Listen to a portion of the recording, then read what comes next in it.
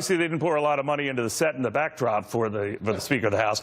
And two, he was trying to dial back the cynicism and the concern that was building, no doubt, from Mitch McConnell's comment of saying the tax cuts were a this Congress development, not a this year development. But I am telling, as I've said before to my buddy Stuart Marty and elsewhere, these things don't look like a sure thing, certainly this year. And time's a wasting, time's running out. We can get into the legislative calendar. We can get into the bickering and the delays, no doubt, of raising the debt ceiling, coming up with a budget after that, and then getting to tax cuts. That's an aggressive timetable, my friends. Now, former Florida Republican congressman knows how Washington works and getting legislation done. Alan West is here, the Washington Times columnist, Madison Gesiotto. We've got Daily Caller editorial director Vince Coglianese. So, Alan West, to you first on this. I don't think they're going to happen this year. I just don't. What do you think? No, you're absolutely right, Neil. I don't think it's going to happen. And the thing you have to understand is that you saw Senator Mitch McConnell and Representative Speaker of the House Paul Ryan. They're not making these declarations from Washington, D.C. They decided to take an almost 45-day recess, a vacation away. When they come back in after Labor Day, they have only 12 days in session for the month of September before you start a new fiscal year. And you just talked about the budget, the debt ceiling, all of the things that have to happen. And we really did not see any work on any new tax reform plan until this year, something that all of that should have been laid, the foundations laid for before they came into this Congress. So the important thing is, can they get it done in this year? I really don't think so. Will they be able to make it retroactive to the beginning of this year, which is what the markets expect? They have to. You know, again, Vince, my big worry is the time frame in which you want to do all of this. I remember they went pushing back and saying, oh, March and April, and then they said by the summertime, then the July 4th holiday, then September. Someone else was talking maybe Christmas Eve. Again, as we mentioned with Mitch McConnell, this Congress, assuming that it's next year.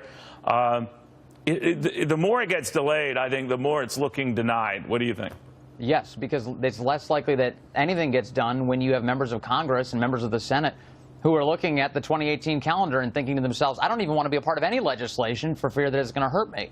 This Congress has been defined by its procrastination and by its fearfulness. I mean, even look at the transition. President Trump gets elected in November. He gets inaugurated in January. In that time frame, there was no movement on Obamacare repeal. They could have spent that whole entire section of time preparing to have something for the president on day one. The same is true now of tax reform. Colonel West just mentioned it. The House Freedom Caucus and others were pressuring them, skip the recess, keep working straight through. They didn't do that. And now, as these guys come back, this fearfulness, this idea that they get drawn into these dumb political battles with the media and what they think of Donald Trump, that's all hurting them. And while they can actually get some real electoral victories out of pursuing something that workers benefit from, i.e. tax cuts. No, you're right. It's possible. So I don't want it to sound like, you know, it's the end of the world, but it is the end of the world, Madison. So, Madison, let me raise this with you as the President's National Diversity Coalition advisor.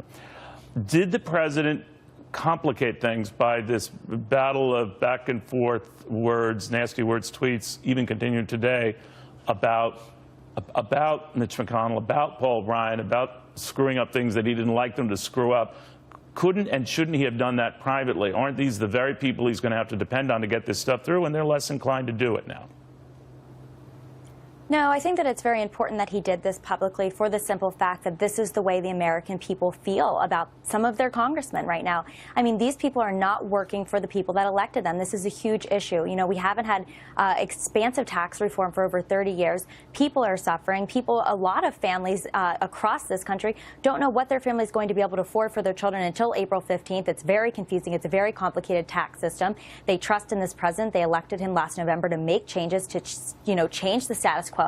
Meanwhile, we have a Congress that's really calling their own defeat before even making a concerted effort to get this done. He's the they big worked boss. 8 days in April and just got back from a recess. I mean, they have nothing done, Neil. Madison, Levy Deal, you're a great guest, but he's the big boss. If there are screw-ups on this show, try as I might to blame my erstwhile hardworking producer, they always come back to me for some reason. And I think that's something that's going to stick with the president, so he should be careful and not do you-know-what in his own tent, right? Yeah, you know, no, you're I absolutely right, disagree Neil. with you, Madison, Neil. answer first. Yeah, I disagree with you here, Neil. I mean, he certainly didn't pick these people to, be running Congress. I don't think that he's at this point a big fan of Speaker Ryan or Mitch McConnell, just for the simple fact that they're not really getting anything done. And President Trump does understand that people are suffering. He does understand what these people need, and he's trying to do his part to get it done, but he can't do everything. He's not the Congress. He's not doing president. anything. He only represents one branch. He's not doing it. See, my frustration is legislation. If it came to his desk, he would sign it. I understand that, but you can't just magically expect somebody to appear on your desk and shout down and criticize the people who are supposed to get it to your desk.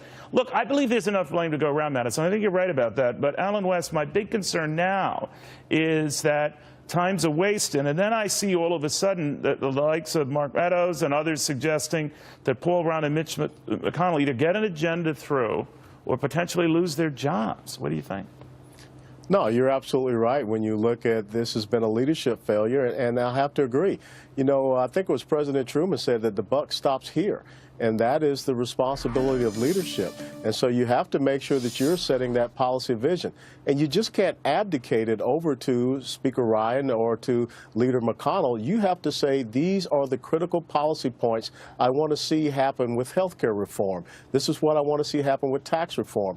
You cannot just say, send something to me and put it on my desk and I'll sign it, because then you are surrendering to the people on Capitol Hill. Always remember that Ronald Reagan was able to get an incredible tax reform package done, and Speaker of the House at that time was Tip O'Neill, a very staunch Democrat critic of his. Yeah, no, you're right about that. Vince, what I'm wondering is whether, if it is pushed to next year, taxes are pushed to next year, they'll get even done next year. What do you think? I don't, but they should. I don't think they will get it done, but they should, and here's why. Electorally, it plays really well for them. Democrats have a very tough electoral calendar next year. We talk about Republicans infighting. Democrats have no idea what they stand for right now. They're not even sure if they're pro-choice or pro-life. We're seeing funding disputes in the Democratic Party that are seriously might damage their ability to actually get elected next year. Republicans should seize the moment. If they can come up with workers' message, one that suggests that the economy is going to improve for the middle class, again, through tax cuts, that could guarantee a lot of these guys electoral victories. They should jump all over tax cuts as an opportunity for the election. You would think. Madison, I will hope that your hope springs eternal here. So we'll see what happens. Thank you all very, very much.